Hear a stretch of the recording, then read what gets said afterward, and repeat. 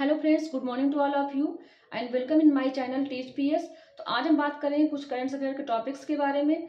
और अभी 13 फरवरी 2025 में प्रधानमंत्री जी की एक यात्रा अमेरिका की वाशिंगटन डीसी में थी। और वाशिंगटन डीसी ब्लेयर हाउस में उनकी बैठक एलन मस्क के साथ होती है। एलन मस्क स्पेस एक्स के सीईओ हैं, जिन्होंने प्रधानमंत्री जी को उपहार में एक hexagonal ceramic heat shield tile प्रदान किया है। हेक्सागोनल सिरेमिक हीट शील्ड का उपयोग वायुमंडलीय प्रवेश के दौरान अंतरिक्ष यान को अत्यधिक गर्मी से बचाने के लिए डिजाइन किया गया है और इसका उपयोग 2024 में स्टारशिप फ्लाइट 5 के लिए भी किया गया था। तो ये उपहार प्रधानमंत्री जी को मिला है वहां से मस्क के द्वारा। अब प्रधानमंत्री जी ने वहां के बच्चों को उपहार में जो 3 किताबें दी हैं, शास्त्रीय किताबें हैं।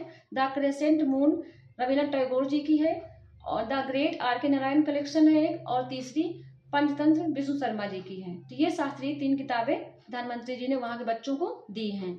जो मस्क और भारत के बीच ये बैठक थी, उसमें मोबिलिटी और तकनीक के क्षेत्र में अधिक सहयोग का प्रतीक है ये।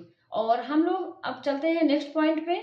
तो विश्व शिखर सम्मेलन 11 फरवरी से 13 फरवरी 2025 का जो आयोजन दुबई में था, उसमें 12वें संस्करण में वैश्विक नेता और नीति निर्माता इकट्ठे हुए और इसमें कई मुद्दे पर चर्चा हुए हैं, जो कि सतत विकास के लक्ष्यों पर।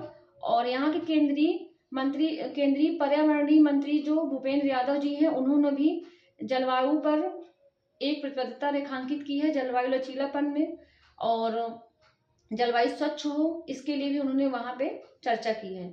नीति आयोग ने 6 फरवरी 2025 में अभी एक बैठक सुषमा स्वराज भवन नई दिल्ली में की थी, जिसमें कि 2047 तक भारत को अर्थव्यवस्था, राष्ट्रीय सुरक्षा, वैश्विक साझेदारी और विधि को सशक्त बनाना है भारत में।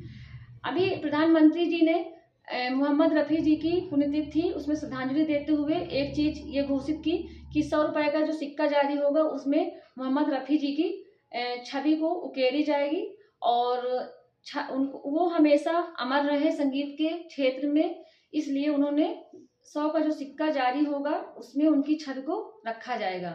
और प्रधानमंत्री जी ने कहा कि मोहम्मद रफी जी संगीत के जादूगर थे।